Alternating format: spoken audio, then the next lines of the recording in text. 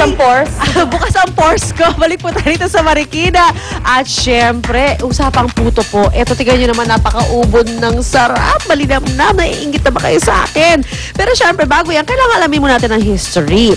Alam niyo po ba, nagsimula po ito noong 1976 dito. Sinulan po siya ni Aling Ellen Rocha. Ayan. So, 1976 po yan. Ang ginagawa po ganito. So, basically, yung bigas po ibababa. Ay, nilinisin siya, ihugasan siya ng 5 beses para mawala yung pulbos.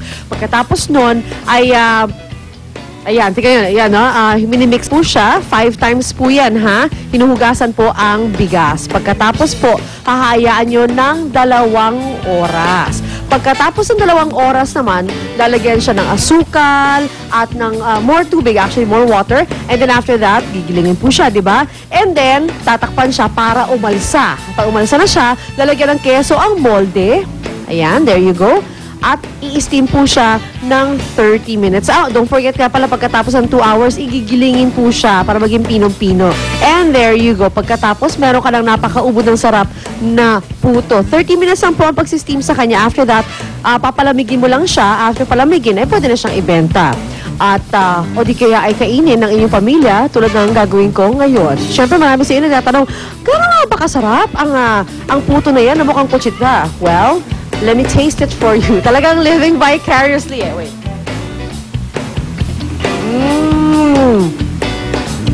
Ang sarap. Ang lambot. Ibang klase ang napakaubos ng sarap na puto ni Aling Ellen. Gumanda araw ko bigla. And I'm sure, nakaingit kayo sa akin. Nagsasalita habang pala, no? Maraming pagkain sa bibig ko. Napakasarap talaga ng puto na ito. Kaya kailangan itry nyo rin. At dahil mabait kami rito, nagpadala ako sa studio. Kaya go guys, enjoy the puto. Sarap! Oh, yum, yum. Sarap. Okay, Nakailan na kayo? narito na ang paborito nating halo-halo. Lalo na ako, sugar-free. Abangan! Mamaya ha, pa-order na po. Pagalingan ba ng timpla to? Wala nakakayod sa susi, oh. Pero syempre, di ba, importante, walang halo-halo kung walang yelo. Oo nga, yan. Kaya naman napakalamig ng tinatambay ang bagong-bagong modernong ice plant sa Taytay. Paano nga, correct. Paano nga ba ginagawa yung mga bloke ng yelo na yan? Ganyan. Eto, silipin na po natin. Go, guys! Go Ice! Ice baby! Yep, good morning again guys. Ito nga, nagbabalik pa rin tayo sa isang ice plant sa Taytay Rizal. At ito nga, nasa harapan na namin ngayon ang mga naglalakihang bloke ng yelo. Di ba, Arn? Aimon, tanong ko lang ha.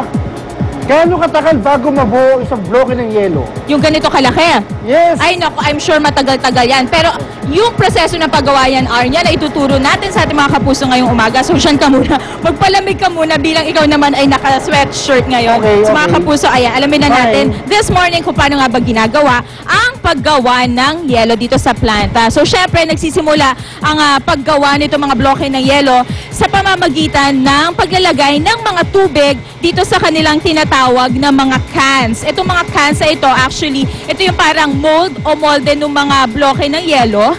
At ayan, pinupuno po nila ito ng tubig, mga kapuso. Sa bawat can, meron siyang 4 na molde, pero meron din naman silang mga cans na merong 8 molde. Pero in this case, 4 yung kaya niyang lalagyan. So ayan, lalagyan po siya ng mga tubig, mga kapuso, at pupunuin nila yan hanggang dito sa mga banda. Ayan, nakikita niyo yung linyang yan hanggang dyan. Kasi ito yung parang kanilang pinakamarka na ganyan kalaki yung kanilang yelo. Pagkatapos, kapag napuno na po yan, mga kapuso, dadali nila itong malalaking mga cans na yan papunta dito sa kanilang freezing area. So ito sa freezing area, dito nila mismo pinapatigas yung ating mga yelo. So syempre, magsisimula muna sa paglalagay ng mga cans dito sa kanilang freezing area. So tingnan natin kuya, pakita natin itong freezing area nila para mapapansin nyo parang medyo bumubula-bula yung mga tubig. Ang dahilan daw niyan, mga kapuso, dahil sa ilalim daw nito ay merong isang malaking blower na nakakonekta doon sa mga sticks o yung para maliliit na tube dito sa ating loob ng mga cans. Ito daw ang reason kung bakit crystallized or malinaw yung ating mga bloke ng yelo. So, continuous po yan hanggang sa maging matigas ang ating mga yelo. And it takes about 36 to 48 hours daw, mga kapuso, para ang ating mga yelo ay maging matigas na matigas. So ayan, ito napuno na yung can na pinupuno natin ng tubig kanina. Ilalagay na nila yan dito sa ating freezing area. At yung sinabi ko nga process ng blowing at yung pagpapatigas, yun ang susunod dyan. At syempre, after 36 to 48 hours, ito na yung magiging finished product niya. There you go. Ayan, matitigas na yung ating mga yelo. Pero imagine mo mga kapuso, halos 1.5 to 2 days ang inaabot para maging ganyan katigasan. At syempre, kung ganyan na siya katigas, pwede na siyang hanguin mula dito sa ating freezing area gamit-gamit ang isang malaking crane, yung pinakita nating nagdala dun sa ating mga cans. Kukunin na niya, ayan, hahanguin na niya yung ating mga malalaking yelo at babalik nila doon sa malaking machine nila kung saan naman ito babanlian ng tubig o babanlawan ng tubig. Dito naman sa areang ito nga, kailangan nilang ibabad or banlawan ang ating mga yelo for about 3 times. This is to make sure na hindi na masyadong kapit ang ating mga yelo dun sa kanilang mga cans. Ayan, nakita niyo mga kapuso, yan yung unang pagbabanlaw. And it takes about 3 times nga daw para matanggal yung yelo doon sa ating mga molde or sa ating mga cans. So there you go.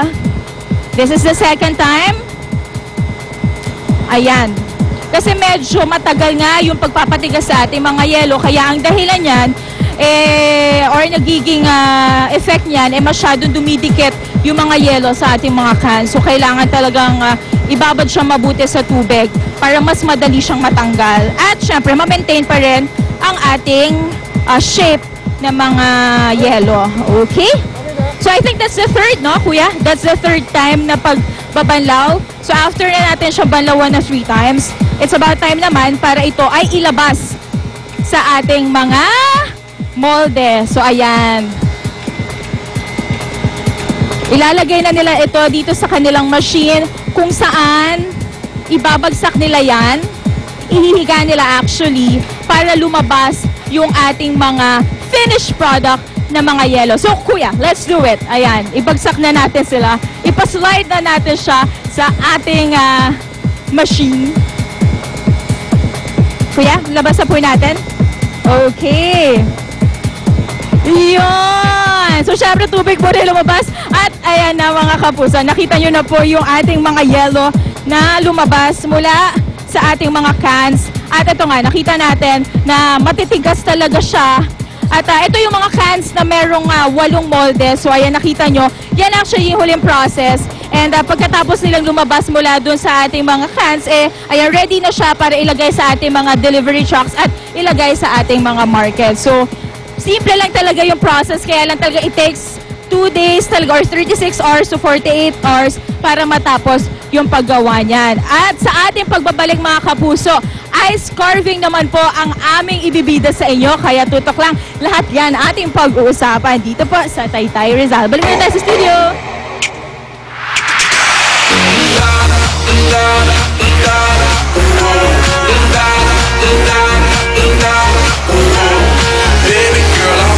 Okay, salamat Monica. Dito naman sa ating studio, eto, mamaya, meron tayong halo-halo challenge. Pagalingan sa pagkaskas ng yelo at paggawa ng halo-halo. Itong ating mga UH host. Anya na, eto ang team Garbanzos. Ayan ha, narito ang team Ube at ang team Sagot Gulaman. Okay, ano mangyayari pag binaligtad mo ang halo-halo? Halo! Mali, matatapon. Okay, magbabalik ang unang hirit. Let loose to the Louis like hers. The money is yours. Back it up like that, yes sir. Oh baby, want some more baby. I love the way you do it, 'cause you do it so crazy. I'm counting down, so turn around.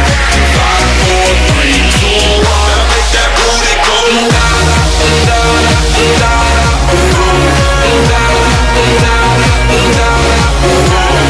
Baby girl, I want you to keep putting on the show. Let's go. It's love sexy that got me now. Willing to bet they can't shut you down. Isa siya sa most admired TV personalities ngayon. Hindi sapat ang kwento lang. Seems to believe. Seryoso sa pag